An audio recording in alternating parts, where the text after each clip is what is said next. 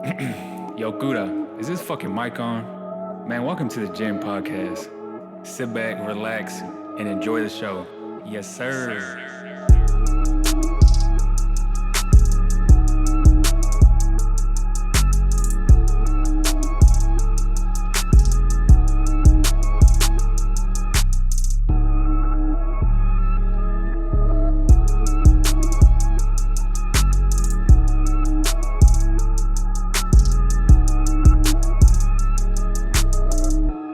Welcome to the Gym Podcast. What up, guys? Welcome to another episode of the Gym Podcast. This is your host, Gilbert Sanchez. If you're new here, you can call me G. Shit, on this actual podcast, this is San Antonio, Texas based. Pretty much on this podcast is going around San Antonio interviewing artists, interviewing business owners, interviewing painters, like the whole 90 yards. If you're doing big things within San Antonio, 9 times out of 10, you're on the podcast. But other than that, if you're right now streaming on all podcast platforms, I appreciate you. If you're viewing right now on YouTube, go ahead and subscribe if you haven't done that. But yeah, man, shit's been a grind. We're about to release some podcast merch very, very soon. I'm gonna take a bet. It's probably be about 2 or 3 weeks from today. So this episode is gonna be a while or a couple weeks. So whenever this episode releases, probably the time the merch is gonna come out, which is insane to even think about. That step was one of the, I should have waited because I released some merch last year, but it was families and friends, and it was one of those things where people wanted more, or people wanted the merch because they saw it on social media, and then obviously the pandemic happened, and just all types of shit was ass backwards. So we're here now. We that's a huge thing. I'm looking forward to, but man, this one is if you notice. If you haven't, if you can see right now, we're in a different spot other than the studio. But right now we're in I believe it's Davies Entertainment. And we're in a spot, crazy ass spot. I mean, if you can tell right now, it's a wild ass spot. But man, on this one, we'll get into it, man. I got question on, bro. Word, what's up? Man, how you doing? How you doing? Tired as fuck. Nah. we had a conversation before airing, and man, this guy's doing everything. Like everything. You're doing everything out here in San Antonio. I wish I could be like, nah, I'm not doing everything, but I think I might be. Probably the only thing I'm not doing is like getting into like daycare, and I may do that soon. Who knows, man? Like I might open my own daycare centers. I don't know. I got a lot going on. Definitely. I hate kids, bro. I hate kids. But yeah, man, you I got too many of them to hate. I hate them sometimes, but I feel you. Whenever they ask for money, right? Yeah, my oldest kid asks me for money all the time, so I feel that. I was man, growing up was tough, man, because I grew up without a father, so single mom, and whenever I would ask her for money, she would man, it was just tough asking for money because she never had it. So it was just same here. I grew up without my dad too. My dad was in prison, so asking my mom for money was, I had a better chance of asking the devil for a glass of water, bro. A fucking stranger, right? Yeah, for sure. Man, but if you're not familiar with Question, I mean, I'm pretty semi-familiar with him, but this is kind of the podcast we're going to get into where we talk about his journey, the process, some goals, where he's at right now, whole 90 yards. So, man, stay tuned, man, because this is going to be a dope one. But shit, we'll start off. I mean, obviously you're from San Antonio because you just said that. Yep. But man, the game, music industry, when it comes to that, shit, when did that all start for you? Whew. I'm old, as you can see. I'm an old man. So I'm already in my 40s. But it started for me really, I mean, early on. I started rapping in middle school. But taking it seriously, 17 years old, I got on a bus with a friend of mine, went to LA, auditioned for Loud Records, pretty much got offered a record deal at 17. It fell through. Joined the military. After that, had my first kid, even though you hate kids. Had my first kid and knew I had to do something, joined the military, and then I went to audio engineering school in LA after I got out of the military. I got kicked out of the military, actually, long story. But from there, man, I kind of jumped into as an audio engineer. Yeah. And was doing that, had a degree in it, moved back to San Antonio, had a studio off of Parent Vital. And I met this group. I was still always rapping, but not really taking it seriously. I was just doing it. I did a lot of battling and that kind of thing. Had a group from here that asked me to help manage them. when I was in school for audio engineering in LA, I actually worked for Raphael Sadiq from Tony. Had won a bunch of Grammys, fucking worked with D'Angelo, a bunch of shit. Insane. That's insane. So from that, I started managing this group from here. I took them to LA to audition for Raphael Sadiq. They performed the BET afterwards. They're called Mojo. Mojo was one of the first groups ever to sign. They signed actually to Beyonce's dad's record label. This was like 2002, 2003. But took them out, rented a limo. I was selling dope, had a little bit of money, was trying to just get into my shit, you know what I mean? And a friend of mine invited this music exec named Evan Bogart. His dad started Casablanca Records and fucking, he was in the industry and fucked with everybody. Came out to see the group, but I was drunk and high in the back of the limo. Faded. I just started freestyling. The dude heard me freestyle and was like, yo, man, where's your music at? And I was like, man, I'm not really doing this. He's like, nah, man. You were the manager. I was a manager. Yeah. And this is 2003. I was already like, I'm on this path to management. He took me to this guy named J.R. Rodham, who had produced for Snoop and Dre and all that. He heard a couple of freestyles of mine, a couple songs I did, and decided that he wanted to do a production deal with me. So we did a production deal, and we worked for like 2 years on all this music.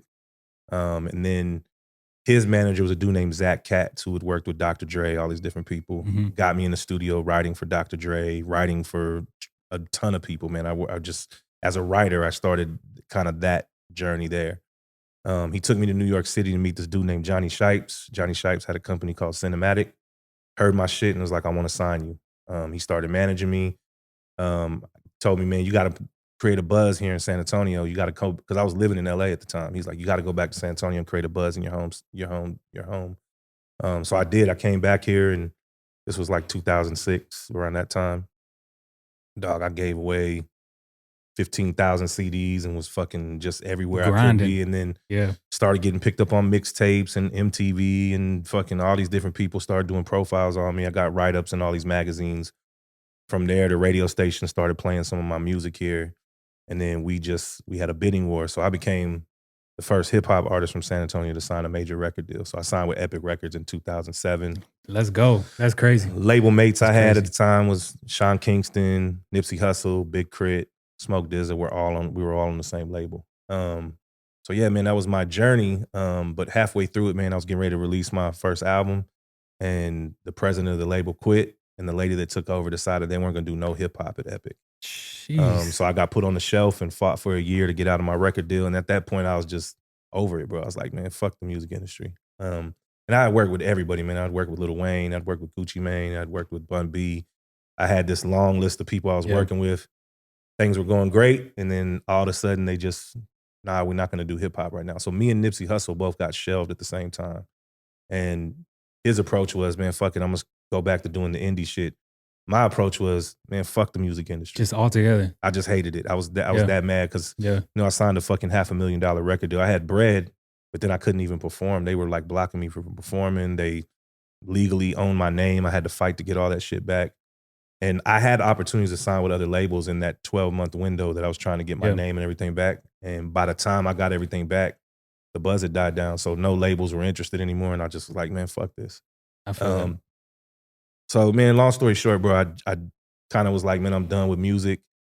I got a job working for Apple teaching music courses, and because I had an audio engineering background. Hey, man, I used to work for Apple too. So did you? Yeah. Okay. So I worked for Apple retail and then Apple corporate, and I was a trainer, did all that shit. What I mean, cut you off, but what retail store did you work at?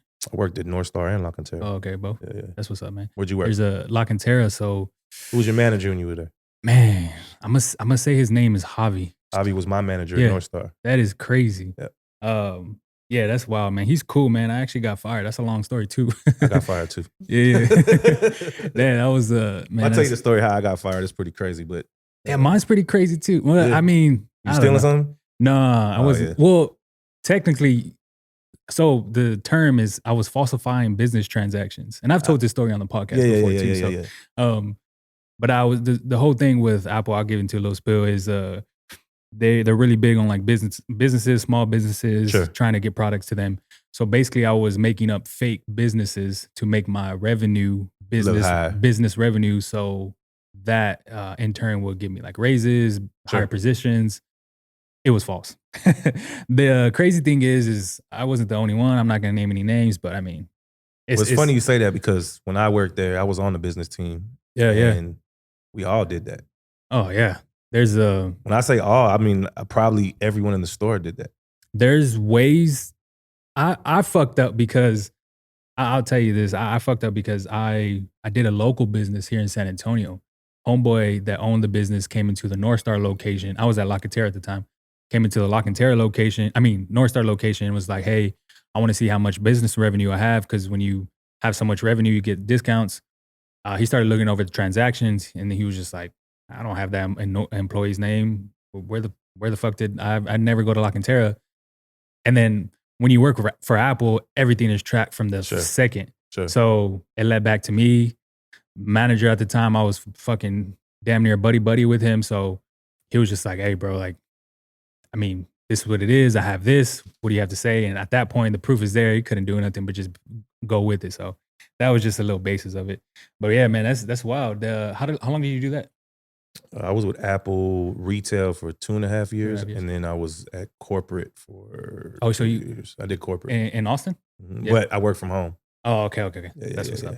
Shit. Well, I'm a toss back because you named damn near celebrities at the time. I mean, Lil Wayne just dropped his fucking Carter 3. That was huge. You're naming Nipsey Hussle. So the Sean funny thing Kingston. about the Carter 3, that's actually pretty much how I got my record deal is I did a record, y'all can look it up. It's called World of Fantasy that I did with Lil Wayne. And it was on the Carter 3, the Drought is Over 2 mixtape, but it was like the Carter 3 sessions Yeah. before the Carter 3 came out. I did this record with him. It took off, and that's the reason why labels went crazy. Like I had a little bit of radio, I had mixtapes, but Wayne was so hot at the time. I had a record with him, so they were like, sign him. And I worked with the Empire, which was a mixtape. They did all the mixtapes for Wayne. So they're the people who got me on the records with Wayne. That's what kind of set off my whole career, like just that. Yeah. And so it was supposed to be on the Carter 3. And then they couldn't clear the sample and he ended up not using it. But it was on every fucking mixtape. So at this time, I mean, how old were you at this time? Shit, let me think. Like what, 20? 20, no, I was like 20, 25. 25. Okay, so that's I'm 26 right now, so that's pretty much my age. But I guess, mean, when it you was 15 years ago. Yeah, 26. so obviously Lil Wayne's been in the game for what was like 8 years. I mean, he's early 2000s, late 1990s, but he was huge. So at that point, He was the biggest artist in the game at that point. So at that point, what's your mindset? It was like, fuck, I'm working with one of the biggest dudes in the industry right now. I didn't think like that back then. This was so weird. I guess maybe arrogance, but I didn't think like that. I was one of those guys who was like, I'm dope. I don't give a fuck. Like, I'm just going to get on any record I can. So what, he's Lil Wayne. You know what I mean? Yeah. That's really how I thought. Now, in hindsight, when I look back, I'm like, oh shit, I did a record with Lil Wayne. Oh shit, I did a song with Gucci. I mean, I worked with a lot of people. Yeah. So I worked with Trey Songz early on. I worked with a ton of people early on. I never really thought like that. I was always just like, I'm going for mine. And it's weird now when I look back, I'm not an artist anymore. I'm like, I didn't appreciate any of those moments.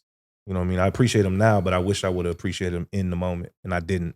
And call it arrogance or whatever you want to call it. I was just trying to get mine. So it's like, yeah, I did Lil Wayne. I'm going to try to get Jay-Z next. That was my mentality. You know what I mean? No, I feel that because that's the same way I was too, man.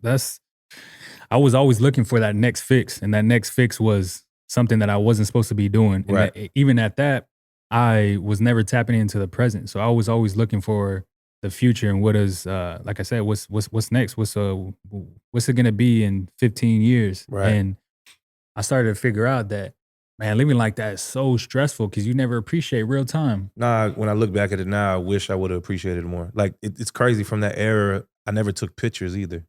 Because I was one of those things like, why am I gonna take a picture? That's what fans do. And now I'm like, fuck, I wish I had pictures of all this shit. I was in the studio with all these legends and icons, but I was in my hubris, just being arrogant. Like, well, shit, I'm gonna be one of those too. So why do I gotta take a picture? And now I'm like, and it's funny when all that shit happened and it kind of closed on me and it was like, I'm done. At the time, I didn't understand it. I was like, man, what the fuck is this happening to me? This is crazy. I was at the very, very top. Like, my album was 3 weeks away from coming out. And I had John Legend on my first song. Like, it was gonna be fucking huge. And then they just said, nah, we're not doing nothing. And for me, it was like, why the fuck would the universe put me at the very top of this and then just kick me off the mountain? And that's what it felt like. Now in hindsight, with all the stuff I'm doing now, I realized like that was my path. My path was to go through that turmoil, to feel all that shit, not appreciate it, not handle it the right way, and now I'm wiser because Yeah. damn, in hindsight, I should have done XYZ. Yeah.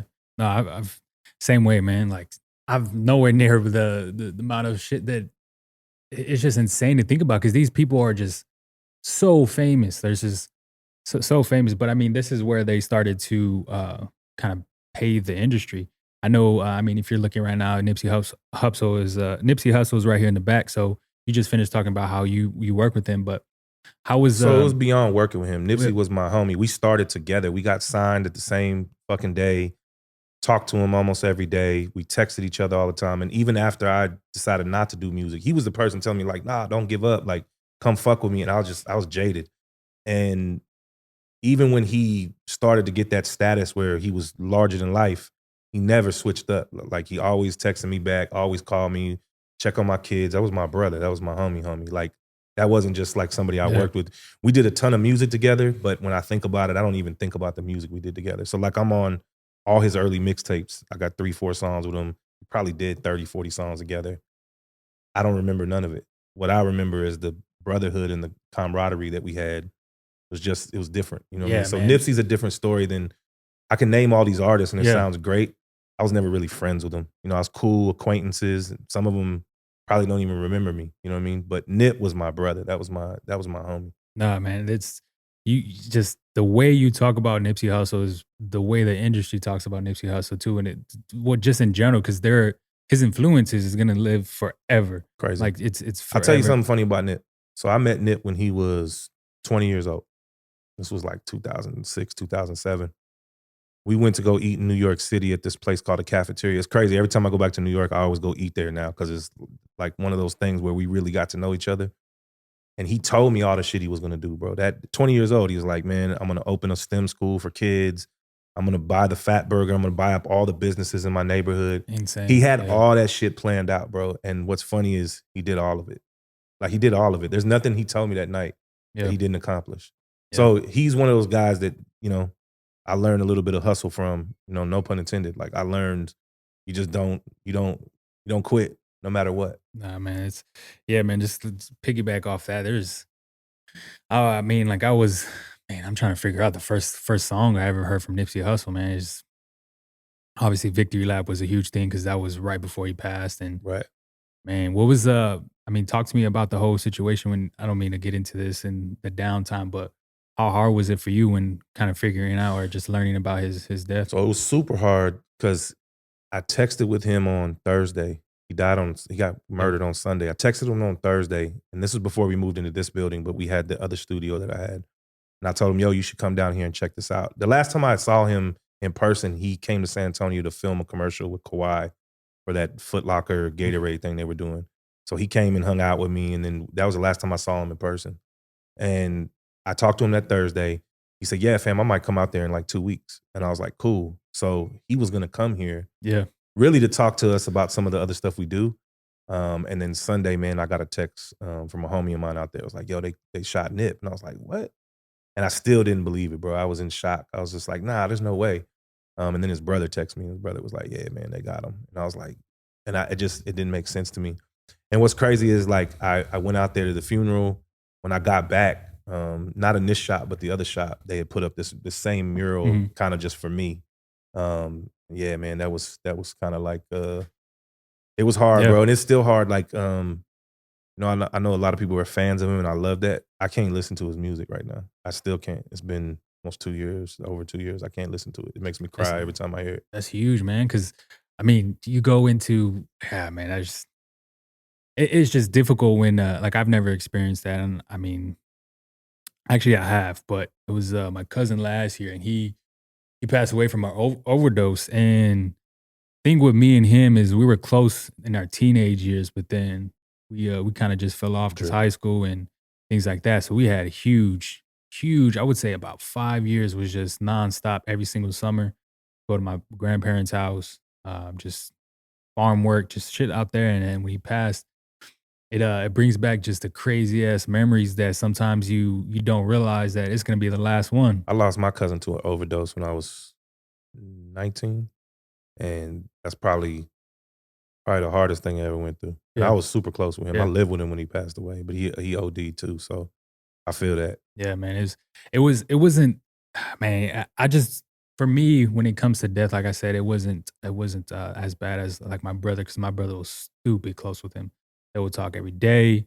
They would see each other every so often within the month. So just seeing him go through that, I can just imagine the pain you're going through because it's tough, man. It's Yeah, tough. it's Yeah, it was tough. super tough. It's still tough. Yeah, Still nah. tough. So there's a lot of courage when it comes to that, but social media went crazy. I mean, like I said, the whole influence Nipsey Hussle had was insane Yeah, it was dope to across the see him board. get that because he fought for that so hard for so long. And he would often tell me, like, man, I'm still not where I want to be. I'm still not where I want to be. And it's sad that he finally got where he wanted to be, but it was in death. Yeah, You know what I mean? yeah, But he got him. You know what I mean? He got where the world stopped and was like, yo, they killed Nip. And it's crazy. I saw Young Dolph got killed today, and it was yeah. like, Jesus you know what I mean? Christ, Like, bro. what's it's just this perpetual cycle of, you have someone who comes from nothing. I came from nothing, and I've watched people turn into something, and however you got to get it, you get it. But to have it taken away from you out of jealousy or Yeah, fear or whatever, or just, still staying one foot in the streets.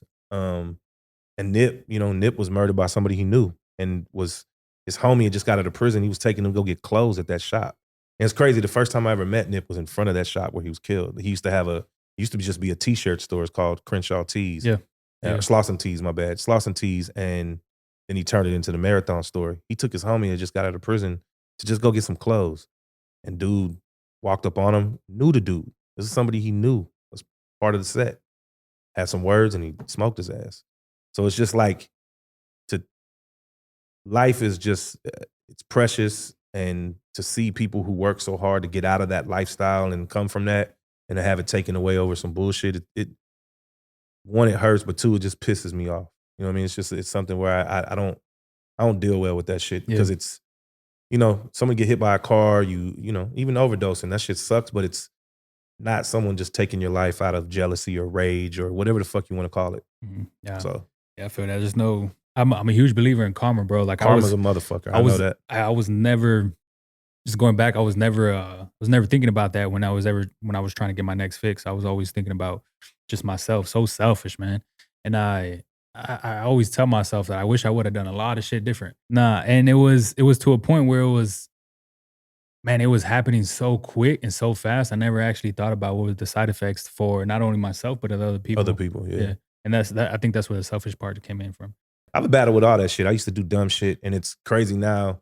I know I keep going back to it, hating kids, Oh, but I know you don't hate kids. I'm fucking with you, but my kids saved my life because, dog, I was doing everything. I Yeah. sold a shitload of dope. I was out here, shit, just ready to get into it every weekend. All my homies are locked up right now. Like, one of my best friends, he calls me every night. He's locked up. You know what I mean? These are all people that I was influenced by, grew up around, did dirt with. Same shit. I was almost addicted to that lifestyle, right? Fast life, fucking getting high, getting drunk, doing whatever, the fucking bitches, cheating on my girl, the whole nine. And my kids, I give credit to for saving me, because at a certain point, I was like, I don't want to be, my dad was a heroin addict. So I was like, I don't want to be that to my kids. So it saved me. And then right around that time was also when the music shit started happening. And I Jeez. was like, yo, this is the way I can Yeah. save them. You know what I mean? And then after it all fell apart, my kids are what kept me going. You know what I mean? Just to do all this. And now, like, I'm driven by it.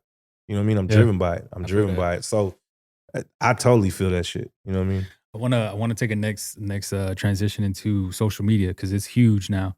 Obviously, music has the music industry has changed when it comes to social media, or as far as streaming. So streaming platforms and stuff like that. Back then, I mean, you can correct me if I'm wrong, but it was more of about radio play more than Back then, like we it didn't just- have streaming. Well, yeah. So it So, was, so here's the thing about, and it's funny you say that, like, music, even as it is right now, is changing daily. Like, the industry is changing daily. This stuff in the next 36 months will completely change the way that we engage with music and entertainment. It's all shifting, and it always constantly shifts. When I got into it, it was radio play, it was mixtapes. You're literally out the trunk of your car selling CDs, fucking hand to hand. It was more personable. You had to get up in people's face and, like, yeah, had to have yeah. conversations. And now you can do all that shit from online. I wish I had that. Like, it's funny probably towards the end of my record deal with Epic. That's when Twitter kind of just first started. I was Yeah. an early adopter to Twitter, but there was Instagram wasn't shit. Facebook was, you know, I'm a MySpace generation rapper. Like Yeah. I was popping on MySpace, you know what I mean? So I transitioned into those things and then it slowly kind of turned into what it is. Way different, bro. It's a different era. The way like now, bro, it's all about content. I tell people all the time, they Yeah. ask me like, what's up with the music industry? And I was like, bro, there's really not a music industry. There's a content industry and it could be centered around music, but content is king. What you guys are doing right now, this is Yeah. content. This is what pushes the needle. This is what makes people engage. It's not, here's my song, check it out. They may relate to a song, but you have to give them some reason to even want to listen to the song in the first place, right? Yeah. So the music industry is totally different. And it continues to be different. And the conversations I'm having with people right now and people in the industry, I even am like, oh shit, the way it's working right now, in the next 2 to 3 years, it's gonna totally shift. Yeah. I mean, off air, you were talking about NFTs. Yeah. I think they just put out today, the Staples Center is It's going to be called crypto.com crypto, arena. Yeah. .com. So that's huge when you think This about when it comes space to, is funny to me. The NFTs, I'm launching a NFT company called Run NFT. So I'm working on that right now. The funny thing about NFTs is literally back then, if you wanted new music, I mean, the iTunes store existed and people were buying that way, but for the most part, people were still going into Sam Goody and Best Buy and Target and buying physical product, right? fun fact, I don't mean to cut you off. Fun fact about Sam Goody. That's the first time I actually got caught stealing. Me too. For real? Oh, yeah. 100%. That's crazy. 100%. I'll tell you what, see, look. I'll tell you too, yeah. You got Tupac on my arm? Bro. I got caught stealing Tupac All Eyes on Me double CD stuffed into the front of my nuts. And the dude was like, you got my merchandise and tried to grab. I said, motherfucker, you touch my nuts, I'm gonna beat the shit out of you. And that's how it kind of, that's how I got caught. I don't remember what album it was, but it was Tupac for sure. And so you stole Tupac too? Yeah, so I don't remember the album though, but I had Yo, that's fire. I had it right here on my hip.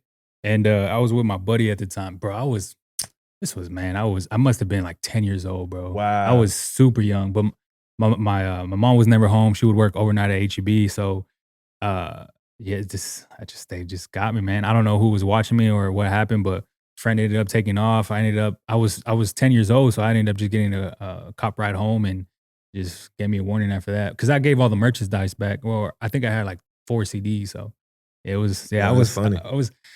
So it's funny you say that because the NFT space to me right now is actually bringing that back, but online. It's a digital transaction. But the thing that's crazy about it is traditionally with music for the last since its inception, if you wanted to make money off of music, you had to either sell a ton of albums or stream a ton of times, like in the billions to really make money, or of course, obviously hitting the road and performing. In the NFT space, I could put out a record, put out an album and make it an NFT, and it's built on crypto, so it actually already has value. You're putting this Ethereum behind it, so it already has, it's like the dollar's backed by gold. You now have NFT backed by money, right? I could say, I only have 1,000 fans, right? But my NFT is $100. If you can get 1,000 people to spend $100 on you, you'll make more than if you sold 30,000 units or you streamed 65 million times. So it creates this whole new market where fans you can be a fan of something and support it. And every month you could have a new NFT, you can have something tangible that people can hold on to, but it's digital. The whole space changes at that point. I think Tory Lanez, man, I think it was a couple months ago, he released, I want to say it was 1,000 NFT, a million NFTs for $1. They did. And sold out within seconds. Yeah. And it's $1 million like off the rip. I just saw today Timbaland and Snoop Dogg started this Bored Ape Yacht Club. And it's just these little apes. Yeah, right? Yeah, I seen that. Dog, people are buying them for $800,000-$900,000 right now. Insane, man. And this is all crypto. It's crypto. And so the thing about that space too in NFT, so for the last 60, 70 years, money laundering has been done in the real art world. Like someone will buy art, they'll do this. The NFT space is anonymous. It's on the blockchain.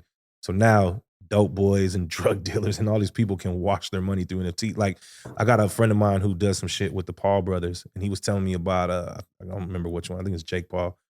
He opened that Pokemon rare shit or whatever, right? But he made an NFT out of it. And his initial valuation, he said, this is $1 million NFT. I'm only minting 10 of them, right? He sold one for $1 million.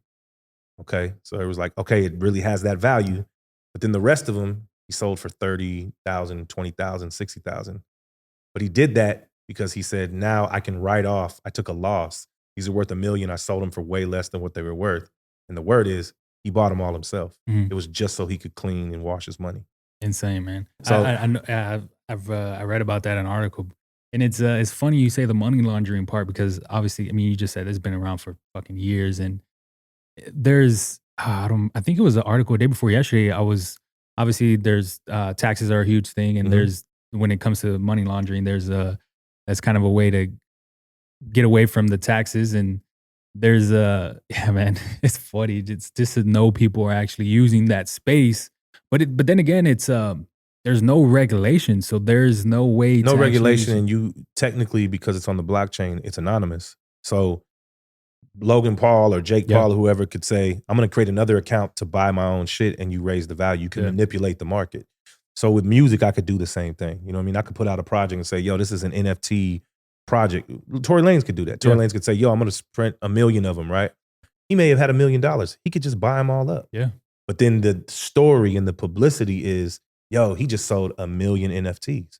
And then everybody rushes out and the value of them go up because they're like, only I got one. You know what I mean? Yeah. And you can manipulate it and it's anonymous. It's not like stocks in the stock market. When you buy something, it's publicly traded. People know that you put money into it. NFTs, you can remain anonymous. Yeah. It trips me out too because there's ways of telling, like you don't know what. I think they're just based off names, but you can see which people kind of buy what crypto. Man, I'm trying to figure out what crypto it is. That was it was I think it was. I don't know. Correct me if I'm wrong. Am I saying Shiba? Right? Shuba. Okay, so someone bought. I think it was like $8,000 worth of it, and I don't know if you know what I'm talking about, but it was like 50 million or 53 million or I saw that. yeah, something like that. And this was what last year? Yeah, End of last year? Fucking insane, man. But those are one of those. There was one I read. It might have been the Shuba. It was or Shibu is actually what you call it. I have no idea. That's why I asked him. Well, what I read or what I heard was they minted so much of it, and if it actually went through like the sales, there's not enough money in the world to cover it. Yeah, it's a wild space, man. But there's the Web 3.0 shit, the way that interactions, like I'll tell you something funny. I don't know if you've heard of like Decentraland, like this. It's like a metaverse that people are playing. It's like a sandbox, right? Yeah. So I got a homie of mine. He bought a building in Decentraland. He bought a fake digital building. It's not real. Bought it for $12,000. And I said, yo, why the fuck did you buy a building, right? But do you know why he bought it? Well, I'm assuming you can like rent it out, right? Or what do you putting advertisements on the front of him? He's making $8,000 a month putting billboards on the side of his digital building. That's what I was gonna.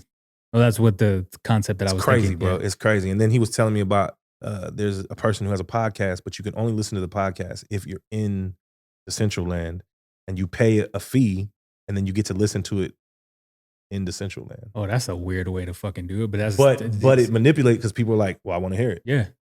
But you gotta, it's a flex. Like, yo, I'm hearing this when no one else is. Yeah. So that creates a whole nother ecosystem and a whole nother stream of revenue that's not based on quantity. It's based on the quality and how much you value those things. Yeah. So truth of the matter, I say, man, I got 5 NFTs of this album. And I say, man, I'm selling them for fucking $100,000 each. I'm going to make more money than, or whatever. It's art. It could be a video clip. It could be a movie. It could be a podcast, anything. It really, blockchain can be used for anything. Nah, man, it's crazy times we're fucking living in. Crazy times. Shit's about to get crazy. Yeah. What, so first started off as management. I mean, that's kind of what you took bases on earlier. I'll correct that. I started off as a rapper. Then I decided to go to school for music engineering, and I was an engineer. I was going to be like, yo, I'm going to work in the studio. Yeah. My mentality was, yo, if I work in the studio, I can start to meet the people in the music business and maybe create some kind of synergy that way. But then when I came back here to be an engineer, I was working at a studio on Parent Vital, met a group, and I was like, yo, I want to manage y'all. I didn't even know what the fuck manager. I didn't know shit about it. I had never even really had a manager other than a friend of mine who was a lawyer who taught me some shit. So that's how that evolution started. Now I'm in management and essentially run a record label, but I have a management firm, Artificial. That's the logo you see on the wall. Yeah. I got 4 artists under me, potentially 6. I have a couple producers under me.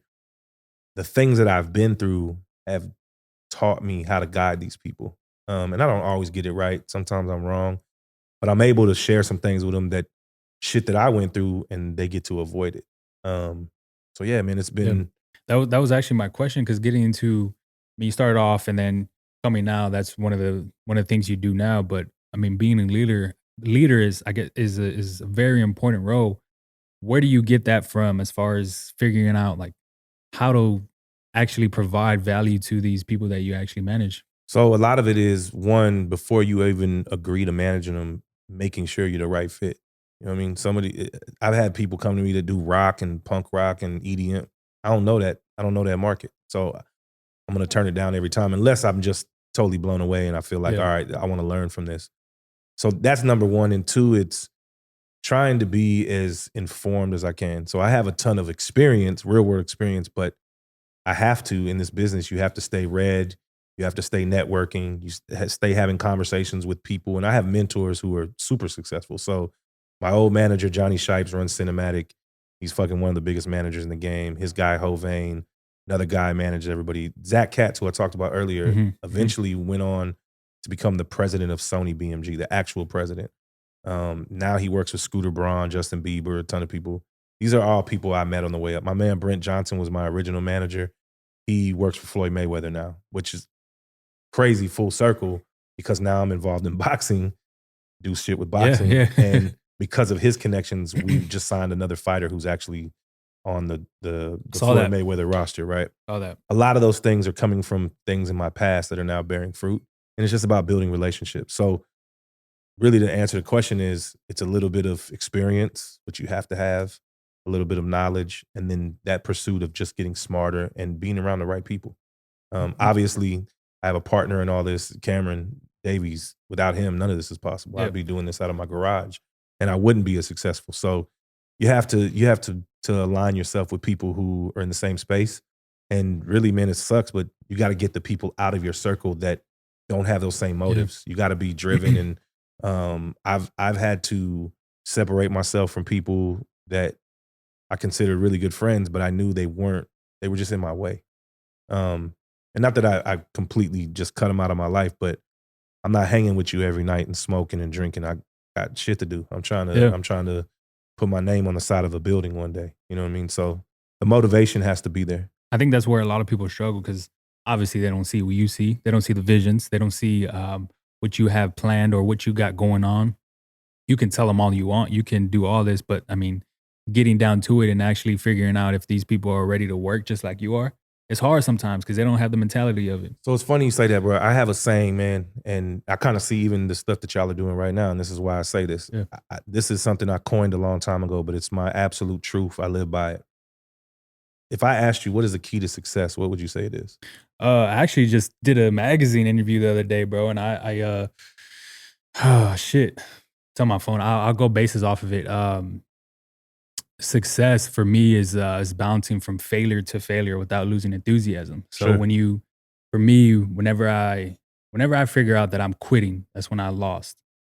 And I think when people choose to quit, they lose, man. That's So what let me that's ask you what a question to go off of that. yeah. What happens when you win? There's a ton of things that can go right, but it happens to be I think for me when I win, my family would have to be right, my friends would have to be right. And when I say right, I would want them to be in a situation as far as stability. And then my main thing would probably be humanity.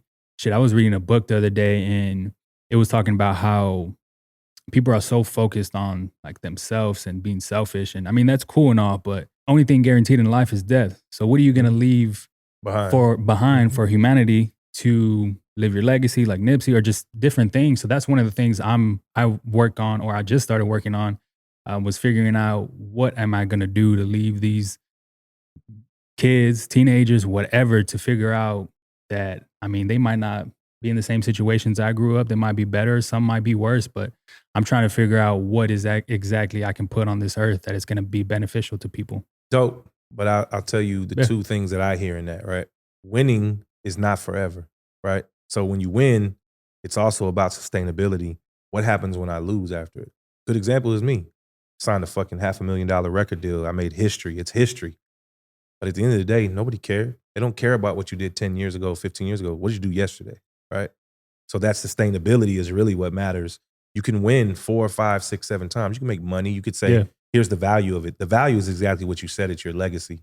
It's, did you make a dent in the universe? When you die, are people going to say, yo, he accomplished something that either no one ever did, or he accomplished a bunch of stuff in a bunch of different fields, or yo, he just was somebody who cleared the path for other people, right?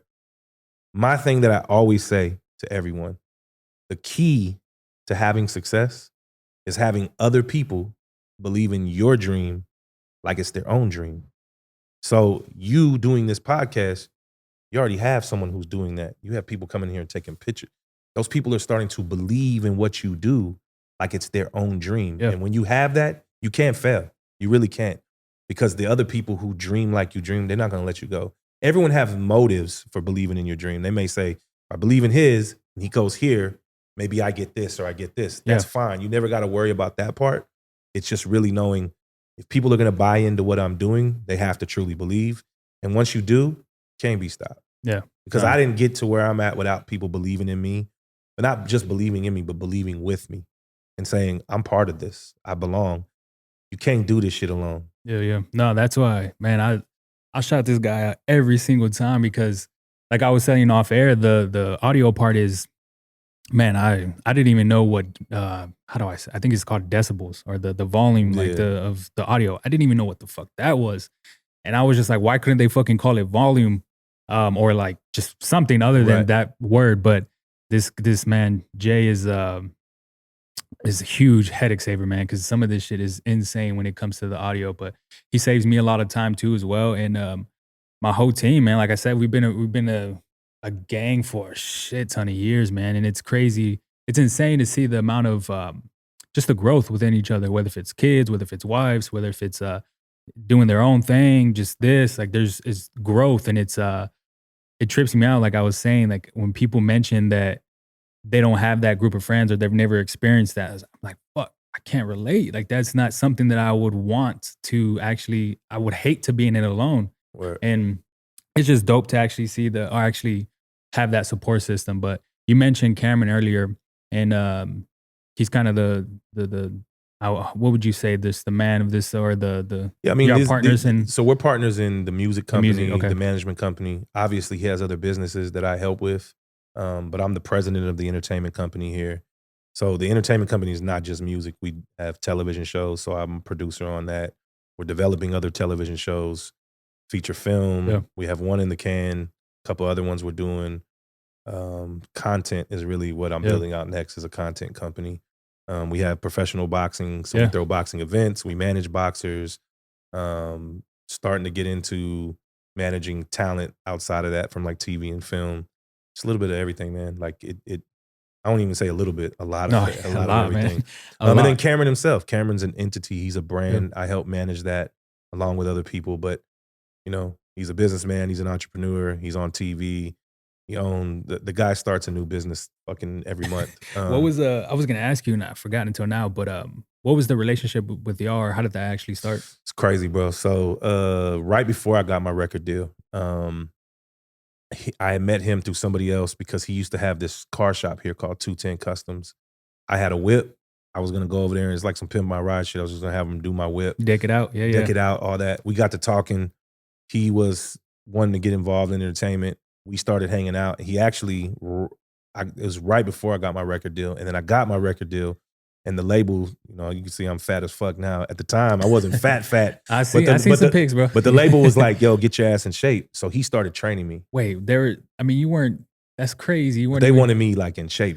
They wanted what me. Is a music? That's crazy. It's a music game, dog. They want, back then especially because, like I said, things were more personable. Now online, you could be a fat fuck. They don't care. That's crazy. Okay, but then they were like, yo, man, you need to get in shape, 6-pack, the whole nine. So Cameron started training me.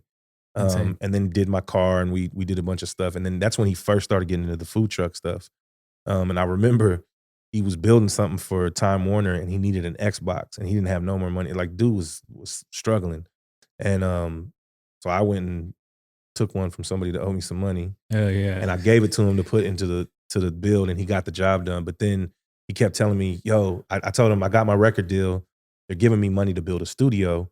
He said, yo, I got space in my building. Let's just build a studio there. I was like, cool, let's do it. He's gonna start building it out. Called me the next day and was like, yo, man, they locked me out. I'm broke. I'm gonna file bankruptcy. I was like, damn, bro. So we were cool. We still did a bunch of shit together, but he was struggling. I went on to do the music shit. You know, Yeah. we were cool with each other, but we didn't really hang out like the way we used to. And then he hit bottom. He hit rock bottom, and then suddenly just, I mean, hit it big. He got hit about some food truck shit, started exploding. Everything came to life. And then slowly, you know, we talked more and I knew Mhm. stuff was going on. About 2.5 years ago, I got real sick, man. Like, got this rare stomach infection. They thought I was gonna die. And I was working in IT. So I went from Apple, I started working at Rackspace, and then I went to this IT company and I was the manager at this IT company that like 5 markets. Worked my way up, taught myself how to do servers and all this, tech shit. Yeah, yeah. Um, but I got sick and I was like, what the fuck am I doing? Why am I not doing entertainment and music? That's what I am. Like, Mhm. people still were coming to me and asking me for advice, and I'm like, I should be doing this. And I was on what I thought was my deathbed, and I was like, damn, I regret that. And I kind of said to myself, shit, if I somehow survive this, I want to do music again, not as a performer, but a manager, an Mhm. artist. And then Cameron knew that I had a little studio I was getting ready to open downtown, and he had this TV show that was on Discovery Channel. He asked me about, yo, man, I know you got a studio. Can I come do some voiceover work? And what would you charge me? I was like, man, I ain't gonna charge you. We've been homies forever. So came to do that. I came to visit him over here. And then he was like, man, did you already open that studio downtown? I was like, nah, I'm getting ready to. He's like, man, fuck that. Why don't we build one together? We talked about doing it 15 Years years yeah, ago. years later, And yeah. he had always made me a promise we were gonna do it. So originally, because he does the food kitchens, we built this mobile recording studio on this big giant boom box, is what it looked like, out of a shipping container. That's what I worked out of the first year I was here. When the pandemic hit, he was like, man, fuck this, let's go all out. And I put a little money in, obviously not the kind of money he put in, but um, yeah, bro, now we here. Yeah. Insane story, bro. That's, that's a wild story to even say that, bankruptcy, but now look what the fuck we're in right now. Dog, like, it's funny, his favorite song is Started from the Bottom, but it's literally Literally. because, Yeah, dog, he literally started from the bottom. He wasn't handing nothing. He worked his way up, still working. And my brother, you know what I mean? yeah. Um, it's probably the biggest blessing in my life is being a friend with him, and not just for what he's done for me, but we got a camaraderie. Like, I'll take a bullet for that dude. Yeah. No, that's real, bro, that's real. Well, going back to the management, you recently just had a popping artist go on release an album. I mean, I know you just recently came back from New York too, Yeah, yeah, so yeah, yeah. how was that transition? Like, I mean, you've been to New York, but I mean I lived in New York, so, when I first got my record mhm, deal, my old manager, I lived with him for 9 months, but, it was great. It was like the shit that we did, I started with an artist here that's no longer here, but then Bankroll, I got another artist, Daniel Leone, and then I got Corey Kendricks, who's from Austin, and just call him Kendricks now. We started to move and make some noise, and all these college kids, for whatever reason, just were attracted to him. So the day we dropped the album, we created this campaign like, yo, go get the album. Don't just stream a song or two, like, go after it and get it. like purchase it on Purchase iTunes. it, Yeah, right? yeah, I And so got you. we created like this kind of campaign. And I didn't expect, like, we got lucky, if I'm being honest. Drake and Kanye had just dropped. Oh, yeah, yeah. There was no real music. Nobody wanted to compete against them. There was no real music coming out. The labels were like, they're dominating the space. Nobody's gonna fuck with this. We got about 300-400 people to buy it, and it popped us from. I was hoping just to crack the top 100. It put us like in the top 30, and then once you're in the top 30, then the curiosity kicks in because people who just go to check out new releases are like, Yeah. "Yo, what the fuck is this?" I set it at a lower bar. Instead of charging $10, I was charging $5. So then it just kept popping and kept popping. I was like, damn. And then we just move. We check it every hour, and it'd be like, we're 19th, and we're 16th. Then we cracked the top 10, and I was like, what the fuck? And then pull it up, and it's like thousands of people were buying it. It's like, yo, this is wild. This is not, we did it, but Yeah. we didn't know it was gonna have that effect. But it opened up so many doors from, we got certified, number eight album that week on iTunes. Spotify started going crazy. Everyone started going crazy with it.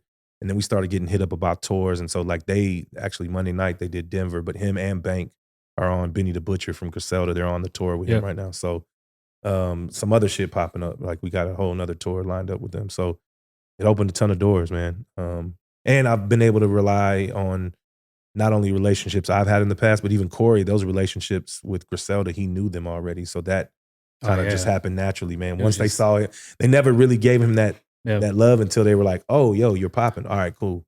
So there was a ton of opportunity there, and we just took advantage of it.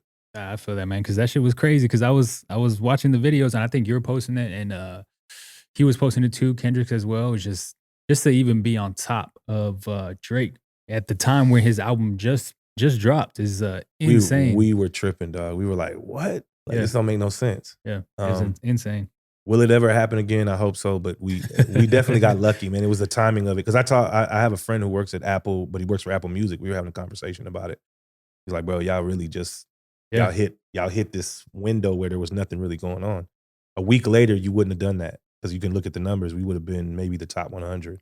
But that week was just a perfect. slow Yeah, music week, and it just hit. perfect. But like I said, it opened a ton of doors. Yeah, Um, so, and that's the funny thing about all this shit that you can strategize and come up with plans and say, "I'm gonna do this."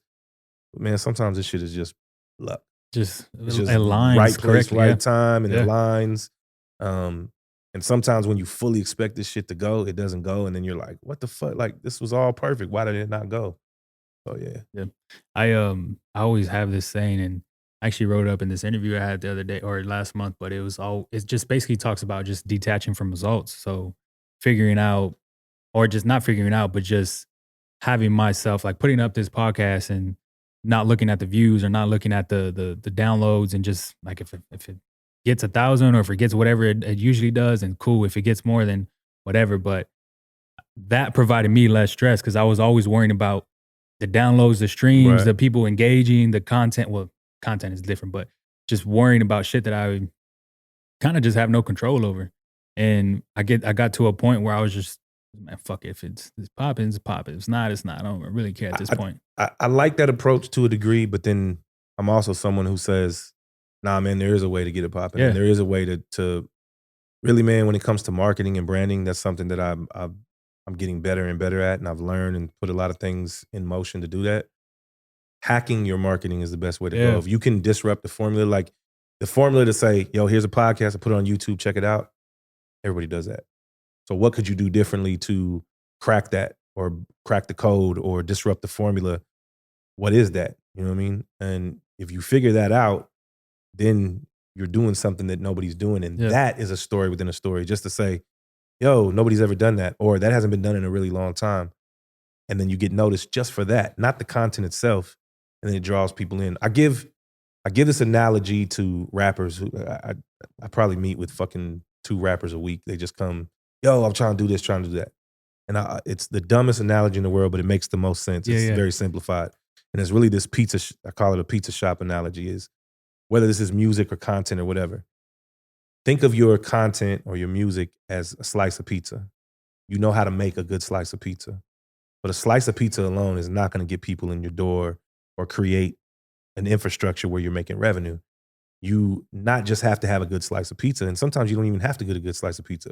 If your presentation and what you're doing to get people in, if I'm driving down the road and I see your pizza shop on this side of the street, I don't know nothing about nothing. And I see this one and it has nothing. It just has a sign that says Yeah. Yeah. open.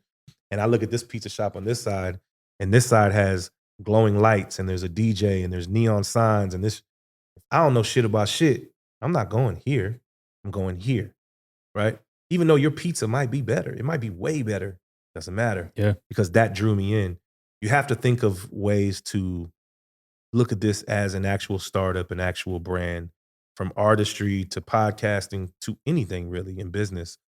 How are you pulling people in? And then once you pull them in, how do you keep them? Yeah. And I'd say this too, man. Like you're talking about merch, dude. If you can get 1,000 people, an organic fan base that loves what you do, and they give you $10 a month for anything, whether it's a T-shirt, it's a fucking Subscription. Yeah. NFT, Yeah. it's a fucking whatever it Yeah. is, but they can give you $10 a month. That's $120,000 a year. You cut that in half and you live off 60 and you reinvest the other 60 into marketing.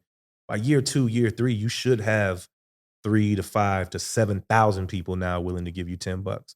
And then at some point, you're gonna have a tipping point. You're gonna have somebody where now a company sees you as value and they say, yo, I want to give you money because now you have 7,000 people. Yeah. And then you're able to do sponsors or you're able to sign with somebody, so on and so on. You're building out a brand. This is what this is. It's a Yeah. brand. No, yeah, I And feel it that. applies to what you do as a podcaster. It applies to rappers, singers, DJs. I don't give a fuck what you're trying to do. It applies to all of it. Yeah, I think now with social media is just to go back to content is king. So putting out this information or just content in general is huge, man. But shit, what I know you said the NFTs off air and then a little bit now, but shit, what's some goals you have in mind for the actual I I know you definitely, I know personally for me, real estate is next thing I want to get into. Just buying assets. So that's something I ain't there yet, but I'm getting close to. Like I have a building downtown that I do some stuff with, and I'm that's my next little goal is to do that. But even in the music space, there's some things I want to do that kind of switch up the formula, platforms, and then gaming is something I really want to get into when it comes to Twitch and streaming and doing those. That stuff really interests me. Um, so there's a little bit of that, but content is where it's at. I got a company with the guys here that we Mhm. all work with. That we're literally we're gonna start creating content in mass, and then I have a podcast network. So I'm starting a podcast. I actually started it 2 years ago. I just haven't done anything with Yeah, it. yeah. No, I But it's feel that. called Pod Damn It, and it's an actual network, and we already have sponsors involved. A couple podcasts lined up, so that's what we're trying to do. Feel that, bro. That's huge, man. Because I've always, not always, but I've found out that podcast is another medium or another platform to just release more content. I mean, the It is. video is king, but just figuring out different people's stories within the city. Think about this, man. Is all these mediums, whether it's video, Mhm. whether it's podcast, whether it's music, whatever it is, right? These are all different mediums. They really are. They don't. People try to connect them, and there's a way to intersect and say these things converge, Yeah, right? yeah, But the truth is, they can all live on their own, and you can have a different revenue stream and a different way of connecting with people through video that you do with podcasts. Even on social media, micro content, more and more that's going to change where people's attention span, they're not watching nah, something for yeah, 10, 15 minutes. hell, They're doing this. So if you give them 30 seconds or a minute of micro content that's really, really good, you then are able to be an influencer, start taking checks for product placement, start doing sponsorships, start doing branding. There's too many opportunities, and you have to look at all of them as these are all different mediums. They're not. Mhm. You want to say content is all the same. It's not, even though in the end of the day, yes, it's all content, but it's different, and there's different audiences. There's people who only like YouTube. There's people who only listen to audio. There's people who only watch videos. There's people that only get on Instagram. There's people that only get on Twitch, and there's some people who are like, "Yo, I want to see it on my TV. I want it to Yeah, be, whatever the case may be." So those mediums, you just got to jump in them all. You don't want to do too much because I can tell you firsthand, I can't keep up with half the shit I'm doing right now. Like when I tell you I'm fucking tired, I'm yeah. fucking tired, bro. No, and that's why I Uh, appreciate you doing this, bro. Because I know you had a couple phone calls before we went live, and I got a bunch more after we get done. nah, shit, man. Like I will, yeah, we'll cap it off there, bro. Shit, anything you want to plug? Anything you want to say before we head up out of here? Shit, man, I want to plug y'all. Like for real, this is dope, man. I've been watching you for a minute. Actually, It's been about a year, yeah, it's bro. been about Yeah, a year, bro. I started watching you. Did you had another boxer on? I think I had Mario first, You had and then I Mario, had Eddie. you had Eddie. Yeah, That's really because Eddie's my dude. Even though Eddie was here, he doesn't fight under our yeah, banner, but Eddie's my guy. yeah, yeah. So that's how I first saw you was Eddie. And yo, man, the shit you're doing is important. For the needle to move out here and for things to progress, we gotta have people who do this. And you have to evolve too. You have to grow into whatever you're gonna be. You're already getting there, bro. You got a team. You already tell me you got a circle. So I first say, man, I'll plug y'all. Like, this is dope. Two, for me, it's, obviously the shit I do with Davies Entertainment is first and foremost for me. So Yeah. we have boxing, we have music, we have TV, we have film, we have a med clinic. What else do we have? Content I division, saw that Meg Clinic, yeah. podcasting, fucking a transport company. We have a shoe shop, Fresh Start, which is getting ready to open as a sneaker store downstairs. An event center. the event center. We're gonna start doing shows. We have Golden Gloves coming up in there. We have more boxing events. Obviously, my artists, Bankroll, Corey Kendricks, Daniel Leone. I got this kid, Jay Soldier, out of Austin that I'm working with. I'll shout a couple other people out, even though I'm not officially managing them, but Sunboy, KT Savage, this kid Lido from here that I fucking love. He's dope. A couple other people, man. So yeah, man, really, I could sit here and say I'm plugging everything, but Yeah. it's just shit I'm passionate about. But yeah, bro, that's really my thing is I've been doing this a long time. I've seen people come and go.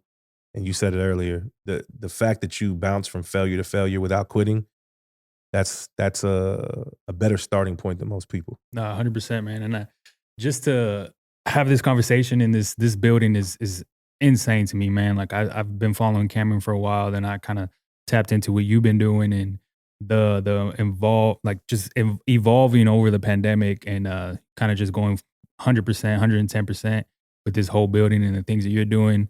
Just to have you say that, man, just it's insane, dude. So I appreciate you, bro. I do have one thing to plug. Yeah. Since we're on a podcast, I also have a podcast coming out. But my podcast is a little different. And I've said it a little bit. I have a podcast coming out called Album of the Year. And it's actually the first podcast album. So every episode is a year of my life starting in 1990, and I break down the year. So episode 1's 1990, 1991, up until 2014 when I quit rapping. So it's 25 years, 25 episodes. And I'm going through all my influences, music, TV, what albums, a little bit of everything.